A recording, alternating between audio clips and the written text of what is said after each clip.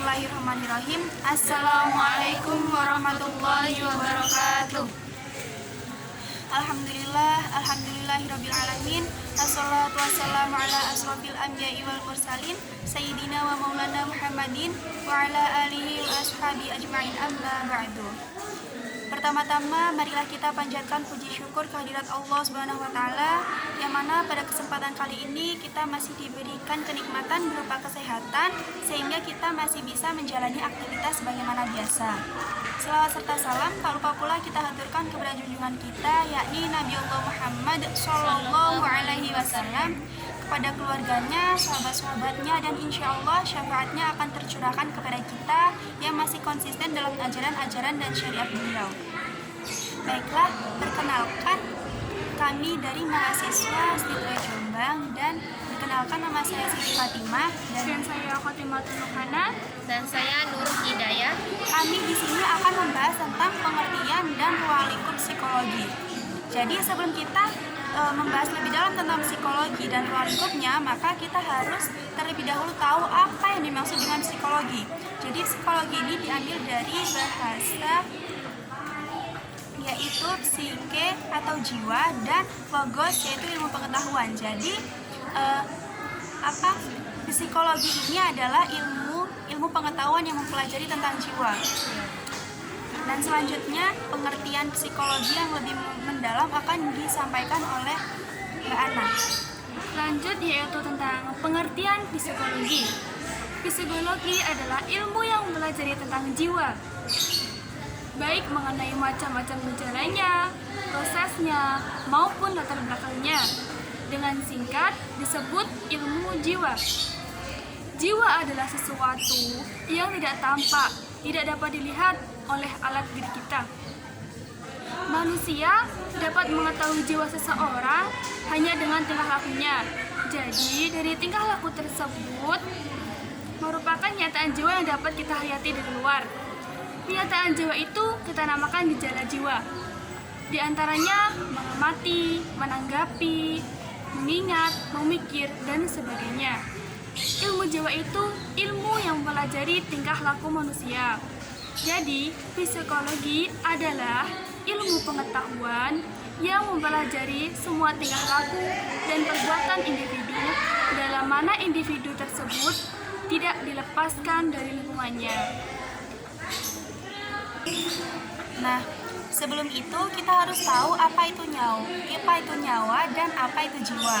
Karena ini hal yang sangat berbeda. Jadi, nyawa itu adalah daya jasmaniah yang keberadaannya itu tergantung pada hidup jasmani dan menimbulkan perbuatan badaniah atau organic behavior, yaitu perbuatan yang ditimbulkan oleh proses belajar. Misalnya insting, refleks, nafsu, dan sebagainya. Nah, jika jasmani mati, maka mati pulalah nyawanya. Sedangkan jiwa itu adalah daya hidup jasmaniah yang bersifat abstrak. Jadi abstrak di sini itu apa? Abstrak itu adalah perbuatan atau penghayatan. Perbuatan yang menjadi penggerak dan pengatur bagi sekalian perbuatan pribadi. Perbuatan itu adalah perbuatan yang bisa diamati dan penghayatan yang tidak bisa diamati. Nah, kita kembali ke ilmu jiwa. Ilmu jiwa itu sifatnya abstrak, maka kita sulit bahkan tidak dapat mengetahui jiwa secara wajar. Hanya orang-orang tertentu saja yang bisa mengetahui jiwa. Misalnya, orang yang diberikan kelebihan oleh Allah untuk bisa melihat jiwa seseorang. Tapi bagi kita yang tidak diperuntukkan kelebihan-kelebihan seperti itu, kita mau mengenal jiwa dari mana? Kan kita tidak bisa aja. Jadi kita itu hanya dapat mengenal gejalanya saja, tidak dapat melihat jiwanya secara langsung. Kemudian manusia itu dapat mengetahui jiwa seseorang hanya dengan tingkah lakunya. Nah, dari tingkah laku itulah orang bisa mengetahui jiwa seseorang. Selanjutnya yaitu pengertian psikologi menurut para ahli. Yang pertama menurut Dr. Singgih Gunarsa, yaitu ilmu yang mempelajari tingkah laku manusia. Yang kedua menurut Wilhelm Wundt, yaitu ilmu pengetahuan yang mempelajari pengalaman-pengalaman yang timbul dalam diri manusia. seperti perasaan, panca indera, pikiran, dan kehendak. Yang ketiga yaitu menurut Plato dan Aristoteles, yaitu ilmu pengetahuan yang mempelajari tentang hakikat jiwa serta prosesnya sampai akhir. Jadi, yang dimaksud dengan psikologi ini adalah ilmu pengetahuan yang mempelajari semua tingkah laku dan perbuatan individu dalam hubungan dengan lingkungannya. Nah, selanjutnya kita akan membahas tentang ruang lingkup psikologi yang akan dijelaskan lebih mendalam oleh Kak Cibi, Kak Nur Hidayah. Waktu dan tempat dipersilahkan. Ya, ketika kita udah tahu apa itu pengertian, apa itu psikologi, selanjutnya kita membahas tentang ruang lingkup psikologi. Nah, ruang lingkup psikologi ini dibagi menjadi dua. Itu apa? Psikologi umum dan psikologi khusus. Nah,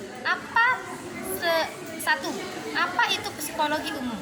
Itu apa tadi psikologi itu jiwa secara umum, yaitu mempelajari aktivitas psikis manusia pada umumnya, yaitu secara umum yang dewasa, normal, dan beradab. Itu mempelajari aktivitas, mempelajari atau menyelidiki aktivitas atau kegiatan manusia yang dewasa. Jadi ini maksudnya menyelidiki orang-orang yang dewasa gitu. Terus selanjutnya itu normal. Menyelidiki kegiatan manusia yang normal atau yang enggaknya. Jadi ini membedakan, itu intinya ya, membedakan orang yang normal dan tidak normal. Pasti udah tahu kan orang yang normal seperti apa. Misalkan orang normal itu orang yang melakukan sesuatu sesuai dengan aturan-aturannya gitu. Kalau orang yang tidak normal, pasti tahu orang normal itu orang gila. Tahu kan orang-orang yang sering-sering di jalan itu, yang ngomong, yang ketawa-ketawa di jalan, terus rambutnya itu nggak jelas itu, gemes aku. Pokoknya kalau orang gila itu pasti kalian semua tahu lah. Terus dan beradab. Nah, di sini menyelidiki atau tentang kegiatan-kegiatan manusia pada umumnya, yaitu beradab. Adab manusia, membedakan, menyelidiki adab-adab manusia. Kenapa kok mesti diselidiki, mempelajari beradab? Karena ini adalah suatu anjuran dari Allah juga. Di dalam Al-Quran kan telah disebutkan. Karena kalau orang udah beradab, pasti akan dihargai oleh orang lain. Membedakan. Iya. Akan dihargai, akan dipuji oleh orang lain, apalagi Allah. Karena itu memang adalah hukum-hukum Allah. Kalau udah beradab, akan dicintai oleh Allah. Itulah intinya ya. Selanjutnya ke psikologi secara khusus. Psikologi khusus, yaitu mempelajari bagian-bagian khusus dari aktivitas psikis manusia. Misalnya, contoh pendidikan. Mempelajari secara khusus pendidikan. Jadi pendidikan. Kenapa pendidikan itu menjadi aktivitas yang secara khusus yang mesti dipelajari oleh manusia? Karena kalau kita udah berpendidikan, apa itu pendidikan? Terlebih dahulu. Pendidikan itu intinya itu ya orang yang bermateri, orang yang tahu tentang aturan-aturan lah itunya. Kalau kita udah tahu aturan-aturan, segala hal yang semestinya menjadi suatu aturan itu akan terciptanya suatu pribadi yang baik. Nah, di situ sudah terlihat manfaat dari psikologi itu sendiri untuk menciptakan pribadi yang baik. Contoh lain yaitu sosial. Dikhususkan juga sosial untuk beraktivitas, untuk beradaptasi dengan orang yang satu dan yang lain. Nah, itu. Selanjutnya itu perkembangan, yaitu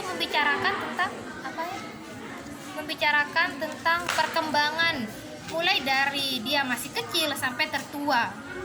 Perkembangannya dari masih kecil itu seperti apa? Mulai dari dia masih kandungan sampai tua, itu dibahas dalam ilmu psikologi. Selanjutnya dengan kepribadian. Ya penting secara khusus kalau kita mulai dari diri kita sendiri, memperbaiki pribadi kita sendiri. Karena apa? Jangan mengajari orang lain sebelum kita tahu, sebelum kita bisa gitu.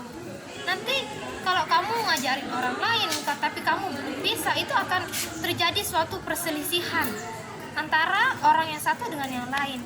Jadi itulah manfaat dari mempelajari psikologi itu sendiri. Selanjutnya yang bahas tentang macam-macam psikologi yang umum, yaitu ada 9. Yang pertama perkembangan, sosial, pendidikan, kepribadian dan tipologi, psikotopologi, forensik, konseling, klinis, industri dan organisasi dan lain-lain. Ya, selanjutnya di sini kita akan membahas tentang metode dalam ilmu psikologi. Metode dalam ilmu psikologi ini terbagi menjadi 2, yaitu filosofis dan empiris. Filosofis sendiri ini juga terbagi menjadi macam-macam. Yang pertama intuitif, yang kedua kontemplatif, dan yang ketiga filosofis religius. Kemudian metode dalam ilmu psikologi secara empiris, yaitu observasi, pengumpulan data, eksperimen klinis, interview, dan testing. Selanjutnya kita membahas tentang hubungan psikologi dengan ilmu lain, yaitu dengan biologi, tentang ilmu alam. Hubungan psikologi dengan ilmu alam atau lingkungan. Selanjutnya sosiologi, yaitu hubungan sosiologi dengan sosial. Terus hubungan psikologi dengan IPA, ilmu pengetahuan alam, ya alam-alam hubungan itulah. Terus selanjutnya berhubungan dengan filsafat apa ya, aku nggak tahu. Selanjutnya dengan hubungan psikologi dengan pendidikan, ya udah tahu kan secara langsung ya, nanti dijelaskan. Selanjutnya psikologi berhubungan dengan agama dan lain-lain. Nah, yang terakhir yang akan kita bahas yaitu tujuan dalam mempelajari psikologi. Tujuannya itu ada 3. Yang pertama yaitu understanding, yang kedua predicting dan detecting, dan yang ketiga controlling. Yang pertama yaitu understanding. Understanding ini memahami konsep-konsep dan prinsip-prinsip yang mendasari tingkah laku. Dan yang kedua yaitu predicting dan detecting, itu memprediksi dan mendeteksi permasalahan psikologis yang terjadi di dunia pendidikan. Dan tujuan mempelajari psikologi yang ketiga yaitu controlling. Controlling itu menguasai dirinya dan terampil mengatasi permasalahan psikologis di dunia pendidikan. Nah, terima kasih. Itulah pembahasan tentang pengertian dan ruang lingkup dalam psikologi. Kurang lebihnya kami mohon maaf jika ada kesalahan, itu datanya dari kami, dan jika ada kebenaran itu datanya dari Allah Subhanahu wa taala. Baiklah, kurang lebihnya kami mohon maaf. Allahumma biqil aqwami thoriq. Wassalamualaikum warahmatullahi wabarakatuh.